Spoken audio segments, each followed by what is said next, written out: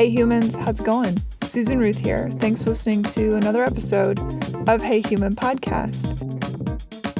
This is episode 299, and I had a conversation with Dr. Aprilia West. She's a psychologist, executive coach, songwriter, former political speechwriter, and author of What You Feel Is Not All There Is. She wrote it over the pandemic, came out last year. She and I discuss all sorts of things from the book and just from her work in general. We talk about emotional networks, triggers, behavioral patterns, choices we make intuitively, unconsciously, consciously, emotional intelligence, and a whole lot more. We do talk about suicide, so I just want to make sure that everybody hears that is a trigger warning for some, and so be aware that is something that happens during our conversation. Okay, usual stuff. Social media. Hey Human Podcast can be found on Instagram and Facebook. My personal social media is Susan Ruthism, and that's on Twitter, Instagram, and Facebook. You can email me, susan@heyhumanpodcast.com. Rate and review Hey Human on iTunes or wherever you get your podcasts, and also subscribe. That really helps with all the metrics that I don't understand, but I know it's true. On heyhumanpodcast.com, you'll find the links page. Every episode gets its own set of links to find more information about my guest and some of the things we talk about. And Dr. West's website's on there, ways to get her book, her Instagram, things that we talked about. I found some articles and YouTube videos to support some of the conversations we had. So definitely check out that links page. If you would like to support Hey Human Podcast, help keep it ad-free, you can do so on the contribute button on heyhumanpodcast.com. You can go to susanruth.com to learn more about me. There's a recent article that came out on a magazine called Inside Wink that I posted on there, and I interviewed some felted people, some puppets, and the video from that is on susanruth.com. Had a lot of fun doing that. I'm going to take the audio from that and combine it with me interviewing the puppeteers, and we'll be putting that episode out upcoming. But it was a real fun experience, kind of wacky, having never interviewed puppets before. Felted people is how they like to be called.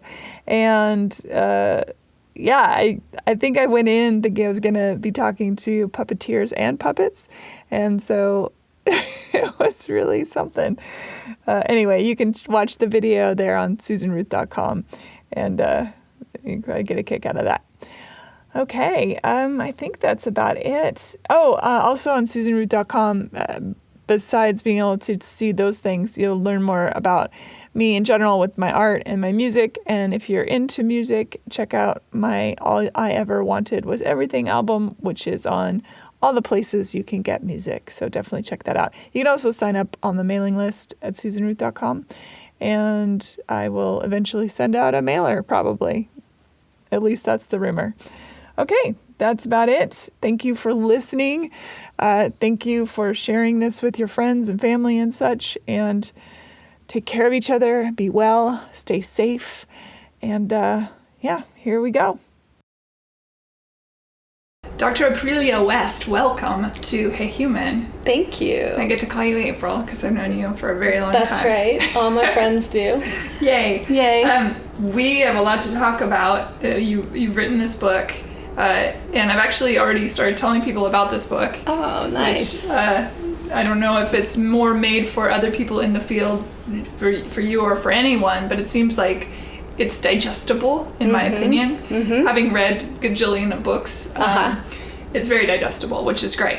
That's really great, because I worked hard to de-nerd myself enough for this to be a self-help book that anyone could read. Yeah, and we'll talk about the idea of self-help too, because I think there's a lot of big feelings around that phrase. Mm-hmm. But we'll just start. What you feel is not all there is. And Dr. West wrote this. Did you write it with your dissertation? Is that, or? No, actually, I wrote it during the pandemic. Oh, did you really? Yeah, Look at you being all productive. Yeah. I love that. It was a labor of love. But you're correct that the skills training is something that I developed and piloted as part of my dissertation work. All right. Yeah. Okay, cool. And we'll get into that. I want to start with you. Where are you from? Family? That kind of thing. Yeah. So let's see. I was born in Ann Arbor, Michigan. And then when I was 8, my whole family moved to Charlottesville, Virginia. And that's where I grew up. And then, as you know, I ended up having about 3 or 4 different careers before I landed in psychology. First working on Capitol Hill as a speechwriter and a press secretary and a policy analyst, and then going from that to music, which is, where I think we originally even met. Yeah. And that took me from Los Angeles to Nashville, and then I ended up getting into mediation and got trained as a mediator and was doing victim offender mediations in the courts. And then that was ultimately what led me into the field of psychology. I'd already been doing some organizational consulting and coaching, but I really wanted to go deeper and be able to understand people's psychology on a deeper level. So I went and got my doctorate in clinical psychology, and now here we are. Did you have a family that, because all those things are very social conscious, aware, did you have a family that was like that, or were you a different kid in the group? No, both of my parents were in helping fields. My dad was in the mental health field, and my mom was in nursing. So I grew up in a household where being of service was a core value, and I took that to heart. And it's always been a deep part of who I am or how I see myself. The musicality part of it, the songwriting part, I think that you do have to have an understanding of human psychology and sociology in order to be a good writer. And I imagine those skills are also quite necessary when writing speeches, especially for people on the Hill. Yeah, it's such an interesting question that I get a lot. Like, how do all these things, go together? And I'm like, actually really smoothly, because so much of the work that I do now and the work that I did on the Hill, or as a songwriter, writing for so many different artists and different genres with different life experiences, has to do with really deeply imagining context. So, if you're writing for someone else, you're thinking about what's it like to be this person who came from this background and had these experiences and believes these things. And that really served me well in politics and in music, and now in psychology and coaching.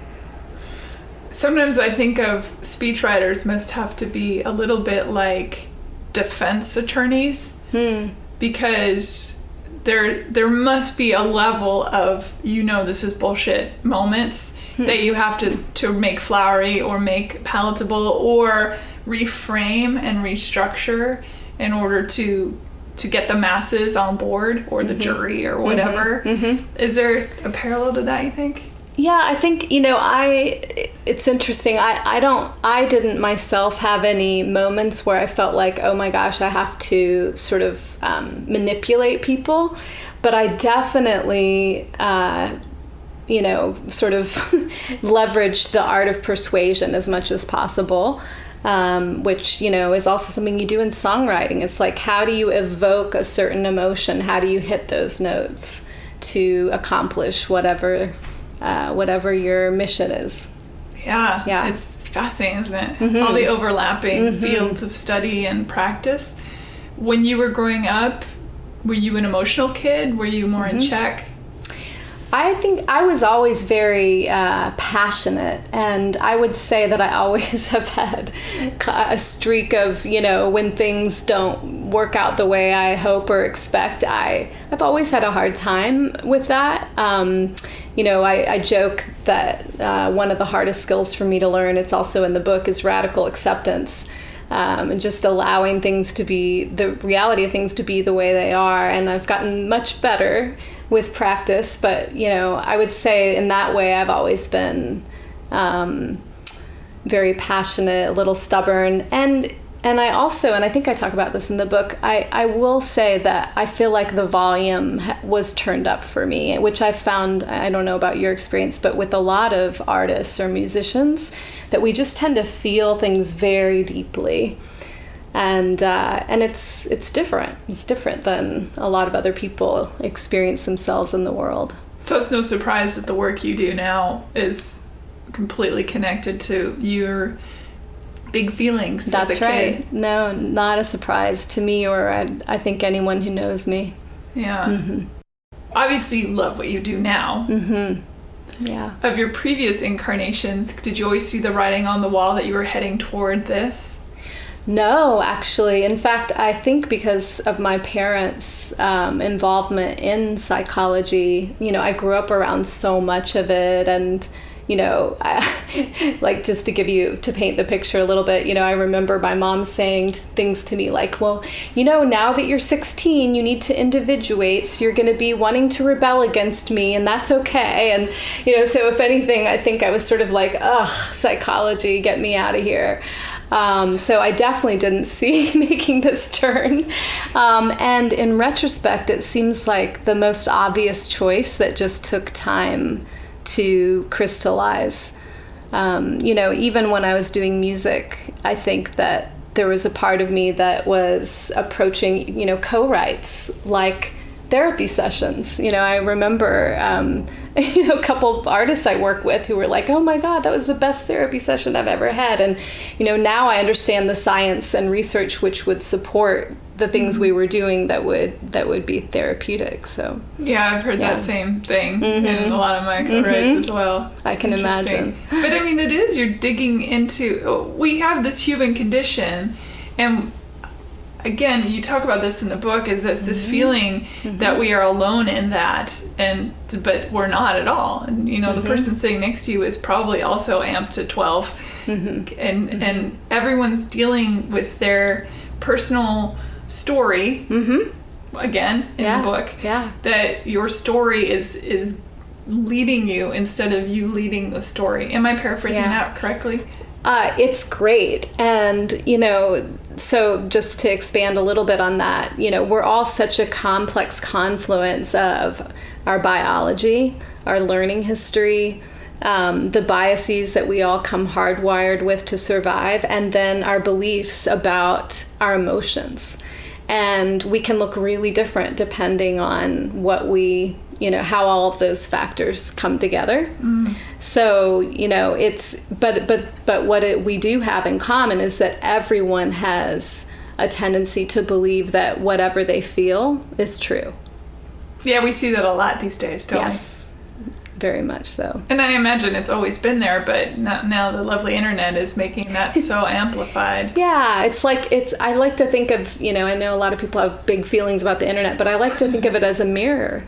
Yeah. It's showing us what's happening, what's going on. Well, it's showing us what we think we are, what we think we feel. It's been built to amplify our feelings on a bigger place. Yeah, they're like projections. Bigger platform. Yeah. Yeah, exactly. Which is really interesting. Yeah, it is. Yeah. What field was your father in mental health? What field was it specifically? Well, he was an administrator, so he oversaw large mental health programs, and so he saw all this stuff. Everything from substance abuse to mental health. Yeah, I get it on the mom side with the teaching. That's you have to be, I think, all the things: a parent, a guardian, a nurse, a psychiatrist without the medication, or maybe because you might say, hey, this kid needs to be put on something, or a grief counselor, all the things. It's such a position. I was just having a conversation earlier with somebody, this is off topic of you, but about how there are people that are drawn into these fields who take unfortunate advantage of that place of trust, and it's such a bummer. I don't know. I think about it a lot, about how vulnerable and not just children but adults are vulnerable. A friend of mine is in a vulnerable state emotionally, and is starting to dig into more conspiracy theory stuff because it speaks to that. Yeah. And I always liken it back to when I interviewed the Klan guy and what he looks for when he's indoctrinating, what he looks for in a person.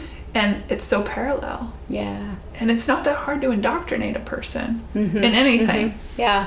I don't know. That stuff constantly fascinates me. Yeah. No, it's really fascinating. I mean, I sometimes joke that our minds are cheap and easy. You know, we really are, we are so hardwired to over-index for safety, certainty, coherence, comfort, and pleasure that we will, you know, adapt whatever we're experiencing or whatever's going on around us to try and fit that. So if someone is extremely vulnerable, it's a lot easier to indoctrinate them or convince them or, you know, take power in without the them sometimes relationship. even, and most of the times without them even realizing it. It's baby steps to giant steps. Yeah. Yeah, and I think, you know, fortunately there are many fewer bad actors in my field than are, you know, good intentioned people.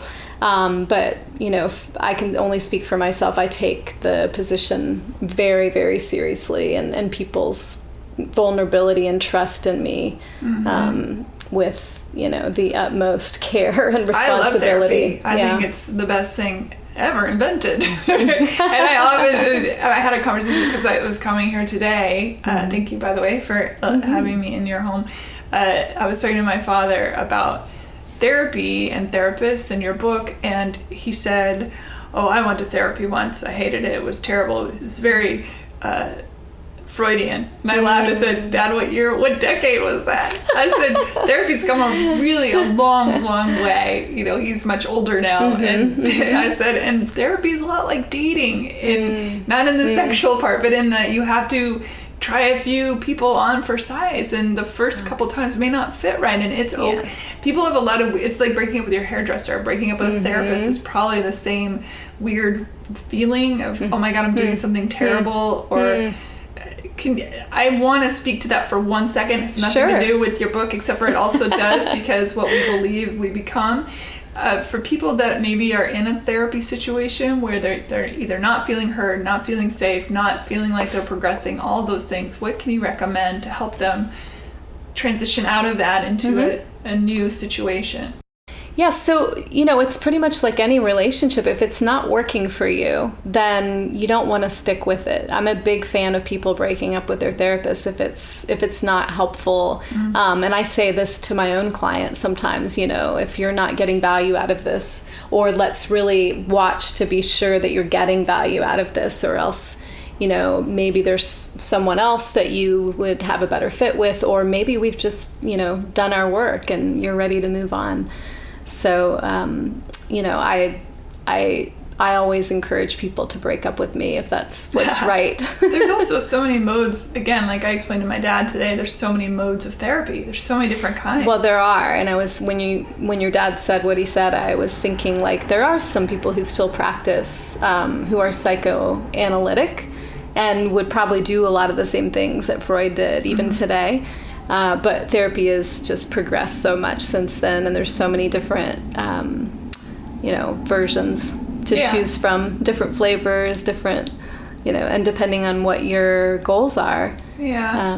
People I joked are really with him because I was like, well, Dad, you are Jewish, so you probably did want to fuck your mother. He laughed at that for about 5 minutes. And he said, a Jewish boy's relationship with his mother is complicated. I said, I get it, Dad, I get it. That's great.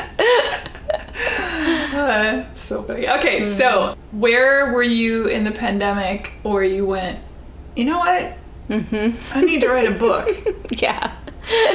Maybe not in my right mind, but no, you know, this book had been wanting to be birthed for a while, and actually it was a colleague of mine who asked, I love this so much, he asked if he could use the slides from my therapist training with his clients because he thought they would be so helpful, and I just thought to myself, oh, that's so pitiful, you know, I should put this into some form that, you know, clients can actually use.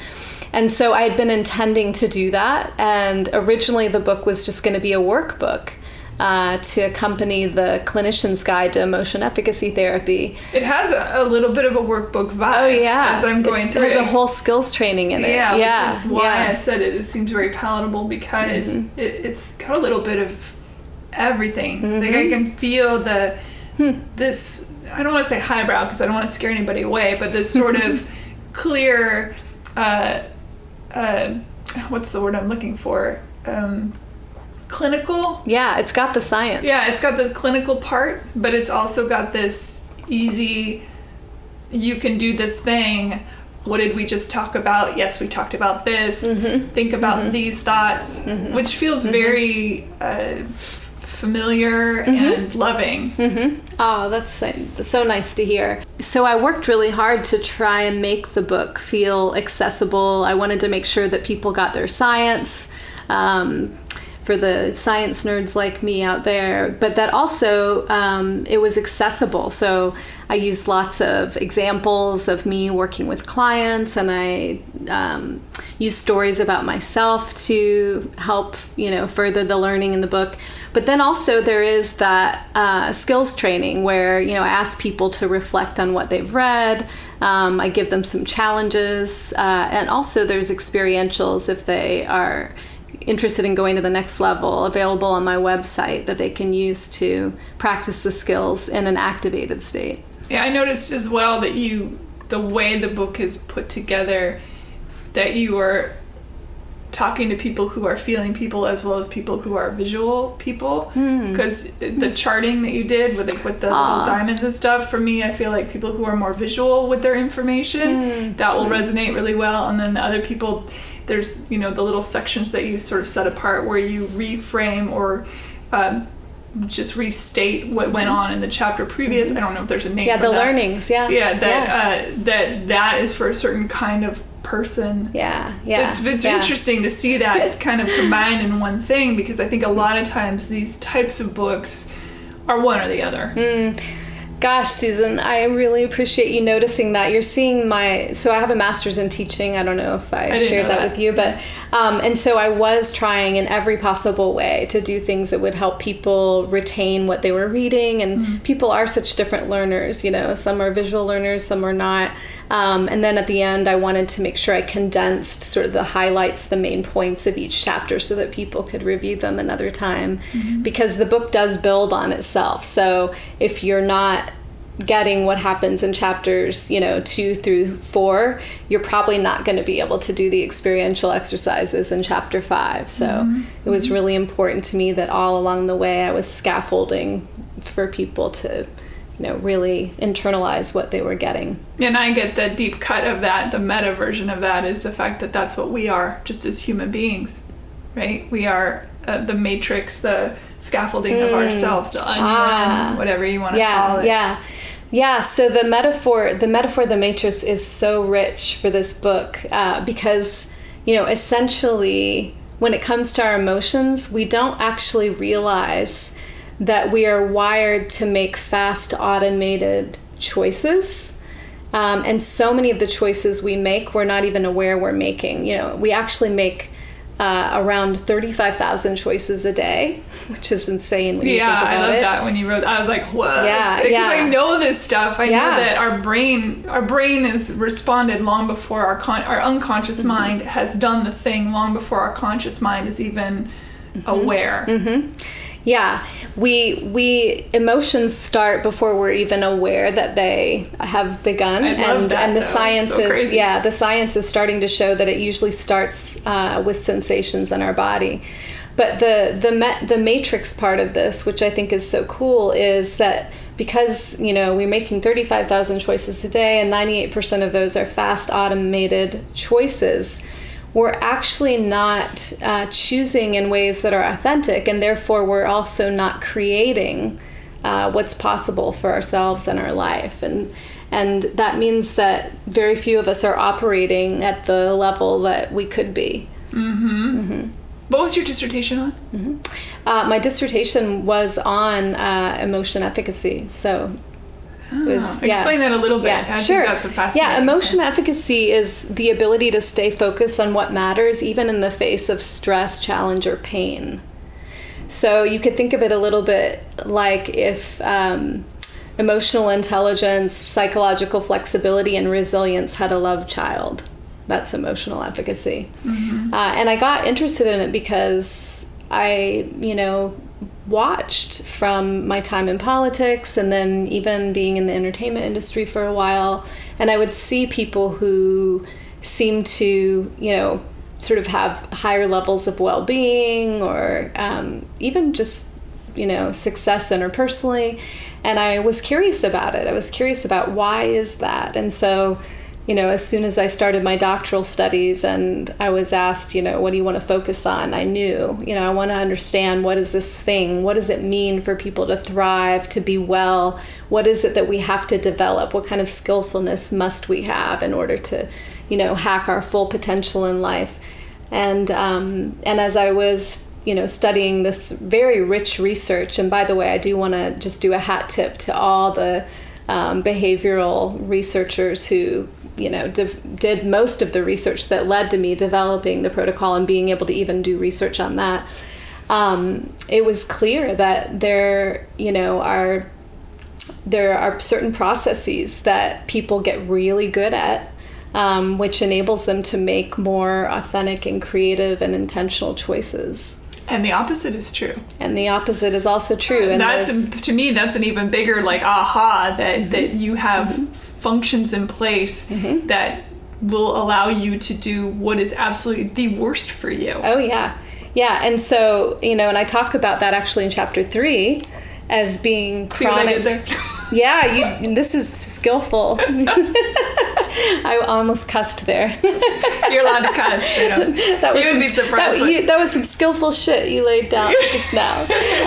You'd be surprised when people have said on this show. Awesome. Honestly. I don't know if I would, but I love it. So the easiest way to characterize what those processes are that we do that don't work well for us is in terms of chronic emotion avoidance. So again, if we over-index for safety, certainty, comfort, pleasure, and coherence, then we're automatically going to move away from anything that we don't like, and we're going to move toward things we do. And that's what I call being in default mode. That's where we're still plugged into this emotional matrix. So we'll just do whatever feels good. And we'll do it even, unwittingly. Like if we're sitting somewhere and we're uncomfortable, we shift. That's a very small example. By body, you mean? They can't shift your body, yeah. Exactly. You'll just shift your body. And with a more extreme example being, you have a fight with your partner, so you go to the bar and you do 5 shots of tequila so you don't have to feel the feelings and have the thoughts that you're having. And so that kind of avoidance over time leads to patterns of avoidance, which I call in the book unhelpful default patterns. And that's really where people have the ability to level up in life, is catching those unhelpful default patterns and then figuring out in that moment that they're triggered, what really matters to me? How do I want to show up? Being able to ask that question is so powerful and so transformative for most people. I don't know if you were familiar with the emotional stuff model, but I don't know that. No. So let's play for a minute. Okay, giddy. If I were to ask you, Susan, how do you know what you're feeling in any moment? What would you tell me? I listen to my body. Okay. Would be my first response to that. All right. So you listen to your body. What else? How do I know what I'm feeling? Previous experience would be another answer to that. How does that help you know what you're feeling? Because if I've felt it before, I can reference the onion. Okay. All right. In my brain. Okay. Go down a few layers and see where I felt it before. Okay. Yeah. So even there's no wrong answers, I know. But there's no wrong answers at all. Yeah. The second part of what you're saying is more of a referencing, like this experience is like another experience, and therefore I'm going to label it the same, which is fine. But in terms of like knowing in a moment what we're experiencing, the model that I created for this book is called emotional stuff. And what a lot of people don't understand is that emotions are not just feelings. That's how we tend to talk about them. But actually, emotional experience is made up of a lot more. It's made up of stuff, which stands for sensations in your body. And the thoughts that we have, totally part of the emotional network. Urges, which is, an impulse to do something or not to do something. And then the feelings actually, are, come at the end. That's your interpretation of everything going on in context. So, usually we're able to go right to the feeling, but there's so much more going on. And when we know that, it gives us the ability to pause like you already do, and then check in, what's happening in my body? What are the thoughts that are going on, and how are these thoughts maybe triggering sensations or vice versa? And then what's the urge here? What does it make me want to do or not do? Mm-hmm. And then how would I label this feeling? And the thing that a lot of people don't realize is we can have lots of different feelings at once. And another interesting thing is you can have the very same sensations, thoughts, and urges, but have a totally different feeling depending on the context it's occurring in. So I'll give you an example. Let's say your sensations are elevated heart rate, shortness of breath, and a warm feeling throughout your body. And let's say the urge is to jump. And let's say that the thought is, I can't believe this is happening. Okay, so what would the feeling be there? What could the feeling be? That I can't believe this is happening. I feel stressed about it. Okay, so the feeling could be stress. Yeah. What else? The heart rate makes me think that it's a fight or flight. Okay, could be a fight fear. Or flight. So fear. Yep. Could be love and excitement. Okay, yes, exactly. Right? So heart rate going up, that's excitatory. It doesn't necessarily mean that it's an aversive situation, though. It could also be excitement. It could be arousal. Mm-hmm. So we really need our feelings, those interpretations, to help us make sense of what's happening. Mm-hmm. That's also what can get us in trouble, because we can misread the emotional signals that come from our sensations, our thoughts, and our urges. I think I have a good example of this. When I first started performing, and the first time I got on the stage in this place called Madison's Cafe, it doesn't exist anymore. It was in Seattle. And I would get so nervous because I'd never really performed. I had in choir when I was a kid around, 40 other women or girls at the time. Mm-hmm. But for me to do it by myself, so I would go in and I'd be nervous and I'd always have to poop. Yeah. And I would go to the bathroom and I would just be so like, oh my God. And then I would get on stage and I would perform. It would be fine. But I always had this massive stage fright when I first started. Oh, yeah. Then over the years of performing, I'd get butterflies in various places. But for some reason, that place and that first year of learning to perform, anytime I walked into that place, stomach rumble, have to go to the bathroom. Years later, I came back to visit my family. And we were going there, it had been rebought, renamed, whatever, and my nephew was performing there. Pretty cool. Walked in, immediately I had to go to the bathroom. Immediately. I was not, obviously I wasn't performing, I wasn't the one doing it, but my body was like, oh shit, we're here again? We have to go to the bathroom now. And it's the same, I'm like, it was so surreal. Because I felt like I had zero control over that. Yeah. Well, it's amazing how, the emotional network will just pair things together, and it's why people even get PTSD is because they start to associate certain sounds or sensations or experiences with trauma that has never gotten processed and then, sort of filed away neatly, like most experiences that we have are. And so it's hugely powerful. And Yeah, I did some of that tapping work in one of my therapy sessions along the way, and I thought that was really interesting. You have to talk about a particular event while they're tapping you're tapping different parts of your body, and it's like your brain is thinking about that. I don't know how it works, but it works. It's wacky. I don't know who figured all this stuff out, but yay. I know, right? Even if it's just placebo, I'm always like, yay. I think a lot about generational pain and generational PTSD and nurture nature. Do you have siblings? Yeah. I do. Are your siblings very much different from each other? My siblings, everyone's we're so different from each other. Mine are, though, because I was adopted, I think that's probably another possible reason why our personalities are different. Well, how do you feel about the nurture nature conversation and also the generational DNA trauma? The epigenetic stuff? Like I talk about in my book, the biology is the nature and the learning history is the nurture. So I definitely think both are involved. I couldn't say much more than that without doing a lot deeper of research, and then epigenetics is really interesting too, which, for people who aren't familiar, it has to do with the experiences that we have and how genes get expressed. That might not either be expressed at all or might be expressed differently depending on what happens. I think that there's probably a lot more we don't even know yet because we don't have the instruments or ways to measure. We're not asking the right questions yet, and we'll probably learn a whole lot more even over the next 10 years. There's about a book by Dr. David Reddish that I think you would really like, and the name of the book, of course, escapes me. All right, let's talk about security. That's a good one.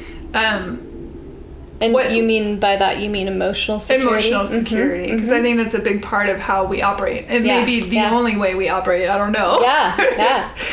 So let's talk about that a little bit. Okay. Yeah. So, I love that you picked that word up because this goes back to what I was saying earlier about how we tend to over-index. And by over-index, I mean we are organizing our behavior and our choices to allow for the maximum level of safety, certainty, coherence, comfort, and pleasure possible. So that I think that fits really well with what you're asking about in terms of security and how that works for us. We all want to feel secure, and we'll do it sometimes even at our own expense, even sometimes at the expense of our own security. That's what's so interesting or ironic or paradoxical about all of this, is that the more we avoid what we don't want, we tend to not only create more suffering for ourselves, but sometimes we end up creating the very thing we're trying to avoid. I think really that happens almost 100% of the time, weirdly. It happens a lot. Yeah. And so, I open the book talking about life and pain. And, I think so often when people come to therapy or coaching, they're coming because they want to get rid of a certain experience. And often I feel a bit like a dentist because it's my job to tell them, actually, no, life is pain. There's pain in life, and you can't get rid of pain in life. Yeah, I circled that about 4 times. Okay. That was at the beginning. Yes, exactly. And so the way I think about it's the same with security, right? Is we want security. We don't, and not having security is emotionally painful. And by the way, guys don't like, I've learned this, guys don't tend to like the word pain for emotional pain. So you can also substitute the words distress or discomfort or, whatever works for you. But we're not going to be able to escape pain. That's just not possible. What we can do is we can choose the kind of pain we want to have. We can either choose the kind of pain that leads to unnecessary suffering, which is, just avoiding anything that is uncomfortable. But then we also don't end up being able to do what really matters to us in our lives because that's too much risk. Or we can choose the kind of pain that goes with going after what we really care about. And that kind of pain is usually the kind of pain that most people, once you present it that way, are willing to have. And I'm going to throw this out there. The people that avoid feeling their pain by being extra risky, extroverted risk takers. They're jumping out of planes and climbing up icicles and and that kind of thing, because that also is a form, it's a drug in its own way that's keeping us from touching the grounded part of ourselves. Yeah, it could function as avoidance, right? And so one of the other things I have in the book is called it's a WTF inquiry, and it stands for what's the function. So we can figure out if we're avoiding, moving away from what matters, or moving toward it by asking that question. So we would ask, WTF about jumping out of planes and driving at 90 miles an hour on, Mulholland Drive or whatever. And depending on what the person says, it might be that they're actually trying to avoid painful emotional experiences. Or because it floods your body with it. It's like its own cocaine, of course. Absolutely. Yeah. It shifts your whole emotional state. Humans, huh? Yeah. Humans. My favorite, though. What have you learned about yourself in this process? Because I imagine that you had a lot of aha moments. How would you not? The whole book is full of those moments. Yeah. Well, so I learned I'm a lot nerdier than I thought. Because the first few drafts were not nearly as accessible, and I actually had to go back through and work to break it down more.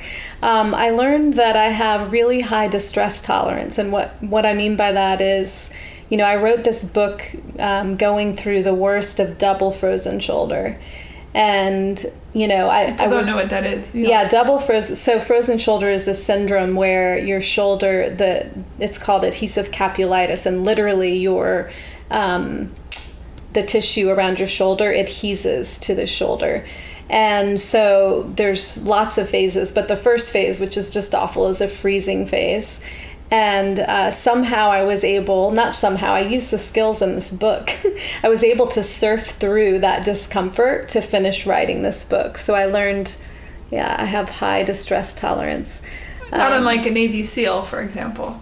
Yeah. Or a high marathon type runner, or a... Yeah, it's a good example. So, or high emotional efficacy, because what I was doing was I was willing to have the discomfort in order to do what mattered most to me.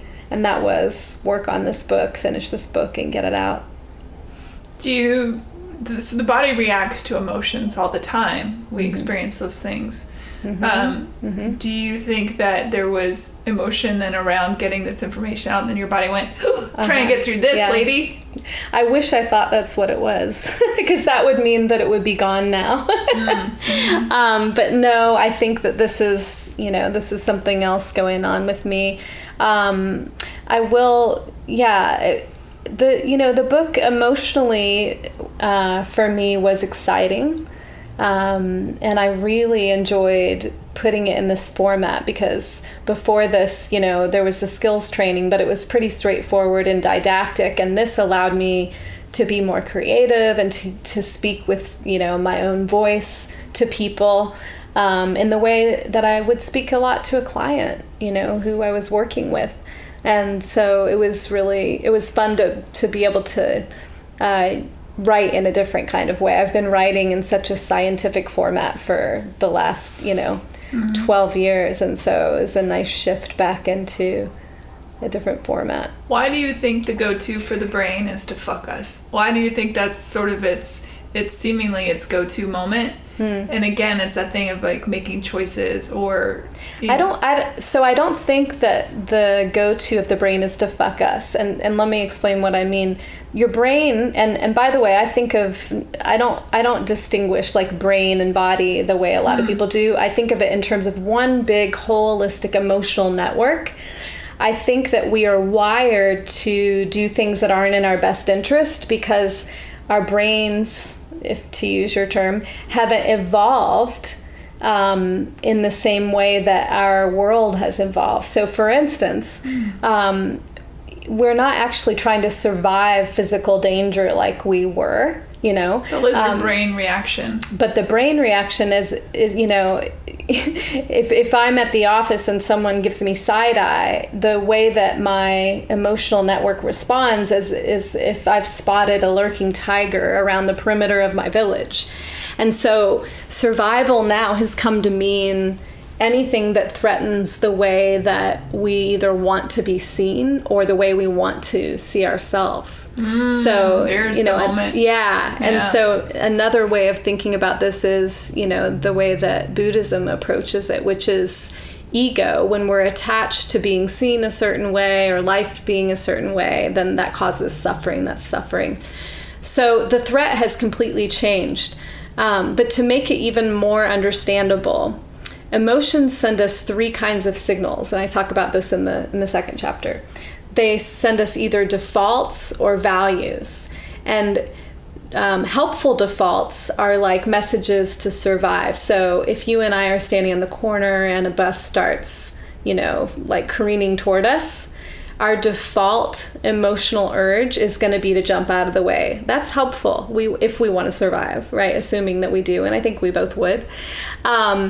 If, however, someone says to us, I don't want to be in this relationship anymore, and our brain tells us that, we need to run away, that may not be in our best interest. It's more complicated now, maybe you want to be in the relationship, and just deciding, well, I'm out, then I got to get out of the way of this. This is something dangerous, is not, a helpful read of it.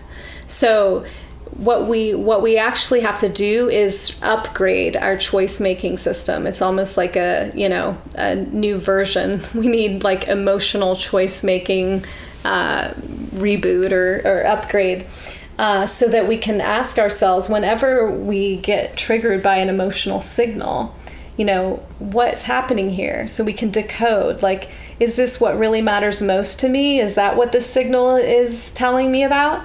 Or is it more like noise, where it's just like, oh, I just heard a loud noise, there must be danger kind of thing. Or another example is like, is it a smoke alarm that's going off when there's no fire? With kids, let's say you raise up 2 children, 2 different homes. One child gets raised up freaking awesome. Like, not overly spoiled, not underly spoiled, needs met on the needs scale. Yeah. All the good stuff. Feels loved. Basic Abraham Maslow's. Yeah, feels safe, feels loved, feels heard. Well fed, well cared for. All that stuff. Other side, absolutely the opposite. Maybe abused, unloved, or maybe loved, but love means something not so great. Love and danger are the same bedfellow, right? Maybe even literally. All that stuff. No needs being met. And yet those 2 people grow up, and the child that seemingly had the perfect life, everything falls apart. And the child that grew up in this hostile environment grows up to thrive. Yeah. Well, so it takes me back to the 3 Bs, which is, it's not just about our biology, and it's not just about our learning experiences. It's also about, it's not just about our learning history. It's also about biology and our beliefs about our experiences that develop along the way. So, even within a family, you could have kids that grow up with the exact same parents, and yet, they end up expressing themselves so differently. Or being treated differently, for that matter. Yeah, well, and so as a behaviorist, I see, like, even the way that people treat us has to do with reinforcement. We this is a whole other podcast, but we teach people how to treat us, right? Oh, interesting. Yes, I believe that. 100%. Yeah. So boundaries. Exactly. We know. I mean, even like on a implicit level, you and I sitting here in this interview have taught each other how to behave, right? We I know that I'm not going to lean over and, talk too close to the mic, or, we have certain agreements. So yeah, it's hard, I think, to read how people treat you as being about the other person completely. It's a system. Well, I do believe that people only treat you based on how they feel about themselves. I think that's a statement in my life that is what I've experienced, that people will treat you how they feel about themselves. So I'm saying something a little different, which is it's a system. So not only are they influenced or shaped by how they feel about themselves, they're also influenced and shaped by how you respond. Right. No, I get that. So it's a whole loop. Absolutely. Yeah. No, I get that. And the Mobius strip, like feeding back on itself. Mm-hmm. Yeah, no, I totally get that. Mm-hmm. And I do think that that we do that subtly. That's how mentalists work, right? They can ascertain all sorts of things about a person on this tiny, tiny micro scale, which is the same thing, saying tiny, tiny micro scale, but it came out of my mouth anyway, and I'm sticking to it. I love it. I think it's better, the double tiny.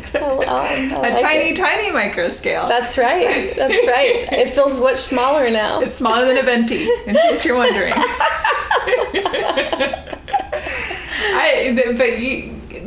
It's so tricky, and again, the information in this book about trying to help people come to the table, interact with somebody else who's also coming to the table with all this stuff. Yeah. I will never know you.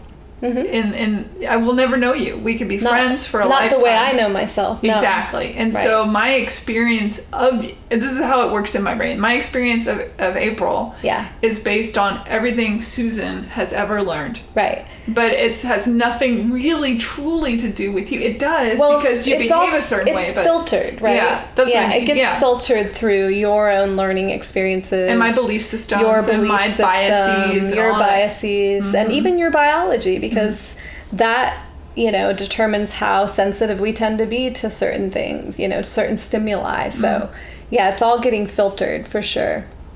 So crazy. But here's the thing about the main message of the book that I really hope people take away from it is that our power is in our choices. And if we're able to, even when we're triggered, even when we're upset, even when we're in emotional pain, stress, or something hugely challenged, if we're able to pause and not do that default automatic thing, but instead ask what really matters most to me in this situation and act on that, our lives would transform. The world would be a different place. You say that? That's a direct quote, ladies and gentlemen. You did say that in the book. The world would be a different place. Where do you see this work developing and going? Mm-hmm. That's a good question. So I'm actually marinating on that as we speak.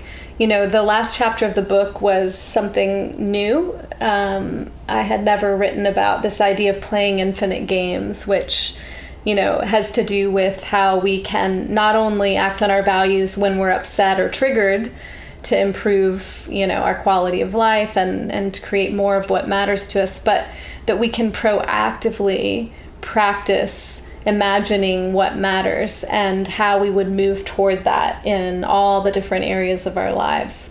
And so, in the book, I'm using a lot of this experiential practice, or what we would call in clinical terms exposure-based skills practice, to help people, not only just imagine what we want on an intellectual level, but to then feel it in their body, to, intentionally generate the thoughts that would go with whatever it is that they're wanting to do that, is challenging.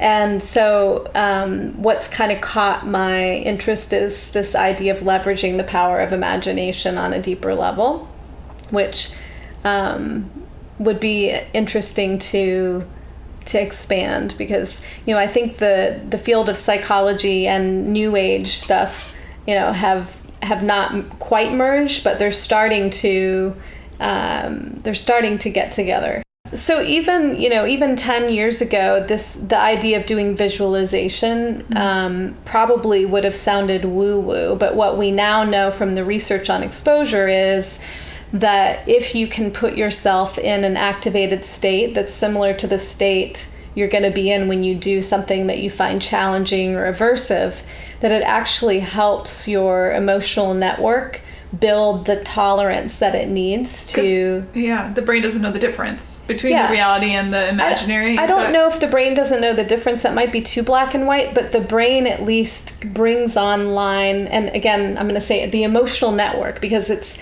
bringing online not just thoughts, which is what I think of when I think of brain, but it's bringing your thoughts together with the sensations in your body, together with what the urges might be, together with what your interpretation of that stuff is, which is your feelings. And then it's allowing you to have those and then practice seeing yourself do the thing that you want to be able to do, whether it's, performers that I've worked with who have, some sort of either show or game or something where they want to be able to, make certain moves on the court, or they, are maybe, I have a performer, a past client who is great when they play big stadiums, but when they get in small venues, totally different experience. So we worked a lot on that. And this kind of practice helped. And it's really just leveraging the power of imagination to emotionally bring online all of the other things that will be present.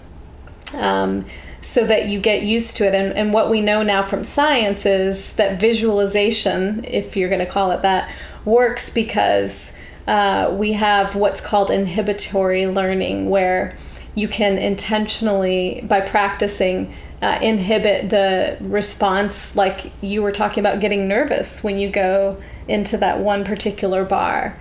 And if you and I had worked together and we had practiced you seeing that place and imagining yourself there, we might have been able to inhibit the response that was happening where, you felt like you had to go to the bathroom immediately. Yeah. Yeah. I think about this in terms of how insurance agencies separate mental health from body health, from teeth, from eyes. All those things somehow function separately, even though they're in the same body. And then it's sort of reminding me of that. Yeah, it's so funny. It reminds me of, I went to the doctor last week because I was wanting to have my thyroid checked, and I said, well, if my thyroid is within normal limits, then, would we also look at my hormone levels? And he just said, I don't do hormones. And I just thought, well, how does that help? Everything affects each other. It's all part of the, the axis. So it is not a very effective way for us to approach anything, whether it's medical or emotional, psychological. It is all connected. Yeah, the idea that the brain is this great and powerful Oz behind a curtain, and most of us don't ever pull the curtain back because of what we think we might find, or just the not even realizing that we're able to. I think that's another big message you have in here, is that we've been sort of sold a bill of goods that you can't, that it just is what it is, and that's where the story ends. If I'm getting it right, I think you're saying the story's only beginning, is you step through that threshold. Well, there's just so much more to understand and I don't even know I don't think of it as people thinking you can't understand it. I think that a lot of people just genuinely don't understand it. Even people in my field don't necessarily understand this idea of, all of what shapes our choices. I mean, this is a more kind of specialized area that I've dug into here around biases and cognitive, cognition, but, and then tying that to the emotional stuff. You might find this interesting. Daniel Kahneman, actually, do you know his work? He's amazing. He wrote Thinking Fast and Slow, which has a lot to do with the same fast automatic decision making. Yeah. So he came up with this idea for the cognitive bias: what you see is not all there is. And that's how I even got the idea for this book, because it's not just what we see, because it's not just about thoughts. It's about all of it. It's about everything we're experiencing emotionally. And being able not to buy into that, it's as I described, the emotional reasoning bias, this idea that if I feel it, it must be true. And then we relate to all of our thoughts, feelings, sensations, and urges as the truth, when sometimes they're really helpful and sometimes they're fake news. Yeah, you say that too. This pandemic has been an interesting experience for all of us in lots of different ways. What are you seeing? What do you think the outcome of all of this will be? Where are people in general? Yeah. It's a big question. Yeah, no, it's a big question. It's such a good one. I think this pandemic has been sort of like all of us going through a massive breakup with our former lives. I think it's incredibly disorienting for a lot of people, especially people who have kids at home or people who live alone, who are single. That's who I've seen struggle the most with quarantining and isolation and not being able to be out and about with ease. So, but I think we're just beginning to see the impact, really. I haven't done a ton of research, but I have started to see some research come out about the, declining mental health, especially among teenagers. And I think, we'll know a lot more even in a year. But, whenever people lose the sense of security that you were asking about earlier, what we tend to do is we tend to default to, sort of pulling in. And so it'll be interesting to see this as both a trauma on some level and also an opportunity for us to get even more clear about what matters, how we want to live, where we want to invest our time, our resources. And, I don't know what we'll do with it, but I'm rooting for us to, use it as leverage to become a better culture, a better world. Amen to that. I myself am not free from going to dark places in my mind. If we have an instinctive idea, an instinctive nature to protect ourselves, to stay alive, and all of that stuff, what happens? I mean, this is a big question too, but why is it there are times when you think you can break free from that mechanism that's keeping you alive and on the planet? We see the suicide rates going up and that from the isolation or however, whatever people are going through and creating that ideation. What is the disconnect, do you think, that lets the brain go, you know what? That is a good idea. Yeah. Because it doesn't fit in the mode of a human being's just most basic instinct. It's such a beautiful question, and I wish this was being asked more widely. Because when people are in that state, I liken it to, sort of being dosed.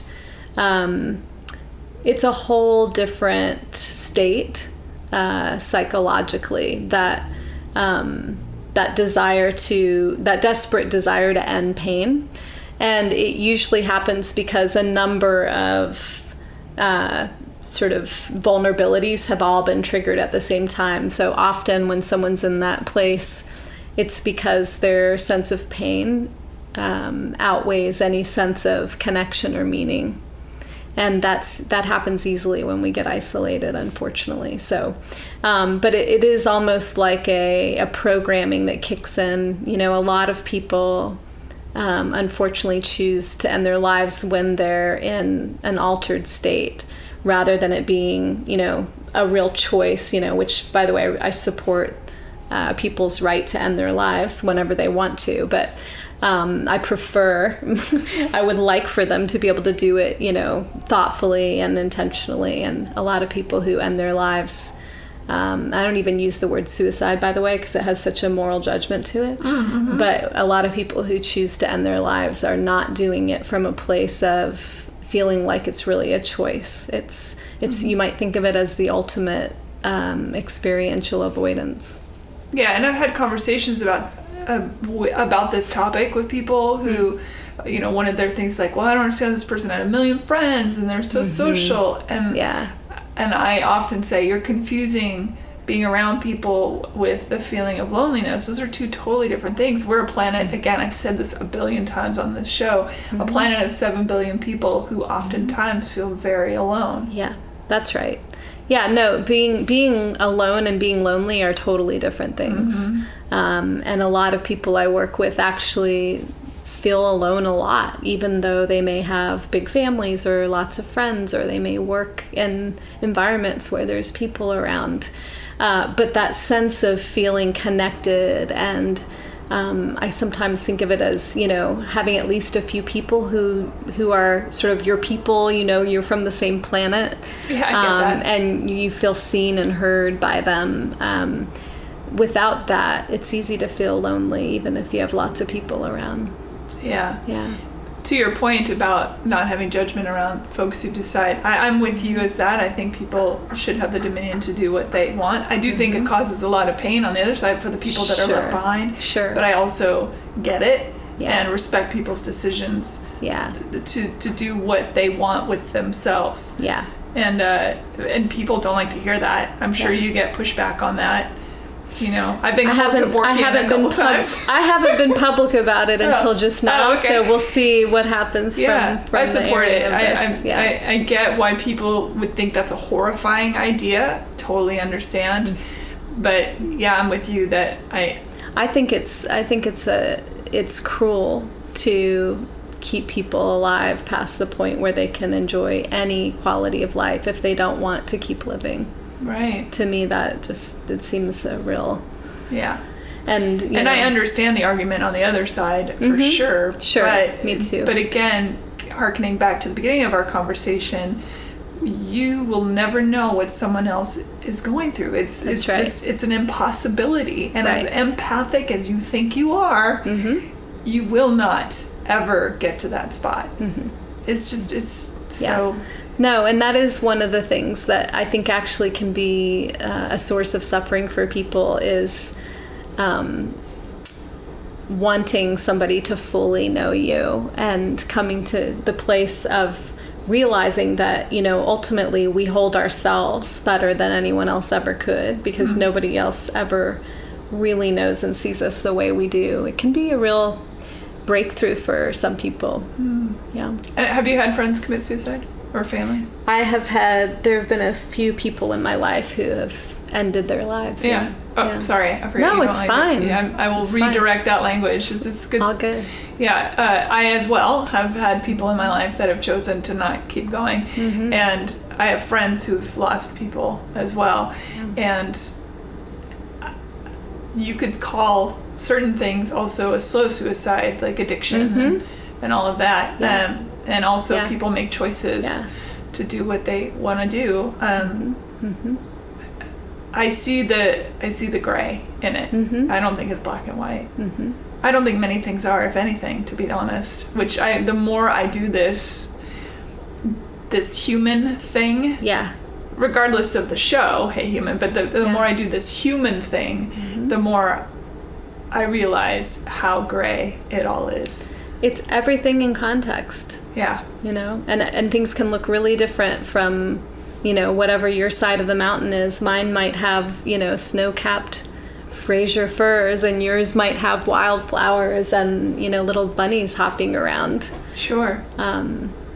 And, we just are seeing something different from where we sit. So, it's helpful. What would be a little bit of advice, perhaps, or what's a safe space maybe you can offer the listeners who might be going through something right now?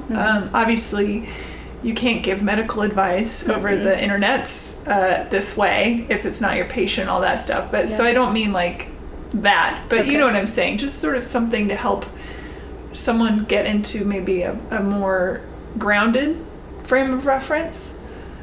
You mean someone who's suffering emotionally or in distress? On any level. Yeah, we're not talking about those who are thinking, I'm going to jump off this cliff right now. I'm just talking about in general, just humanity. Yeah, well, I mean, one of the practices in the book is just validating feelings, and, just saying something as simple as, it makes sense that I'm angry, that, my friend didn't want to talk to me when I was upset, or it makes sense that I'm frustrated that people are or aren't wearing their masks, depending on what you believe. That often just, giving ourselves permission to feel our feelings can be incredibly grounding. That's great advice. Yeah. Tell people how they can find you. They can find me through my website, which is draprilliawest.com. And I love hearing from people, by the way. I'm also on Instagram at Dr. Aprilia West, and it's probably the best way unless you're in Venice. There you go. And are you actively seeing patients then? And I have, or clients? I don't know what you call them. Yeah, I call them clients just because I am more of a positive psychologist, and I, work from a more collaborative sort of sharing of power frame. But I do. I have a small psychotherapy practice, and then I also do a lot of coaching with leaders and teams, which is great. And then another part of my time is spent training therapists and coaches, which I've been doing, throughout the pandemic, actually, which has been a cool experience for me. I've been able to train people from all over the world from the comfort of my Zoom. April, thank you. Dr. West. You're welcome. Oh, this is fun, and I appreciate you having me on. Absolutely. It's been my pleasure. I was eagerly awaiting the book because we talked about it long ago when you were thinking about writing a book. Mm-hmm. That's about right. You being on the show when it was completed. So I'm really excited that you were able to do so. Yeah. Thank you for listening, everyone. Stay safe out there. Bye. Bye. Rate, review, and subscribe to Hey Human on iTunes or wherever you get your podcasts. Thanks. Bye.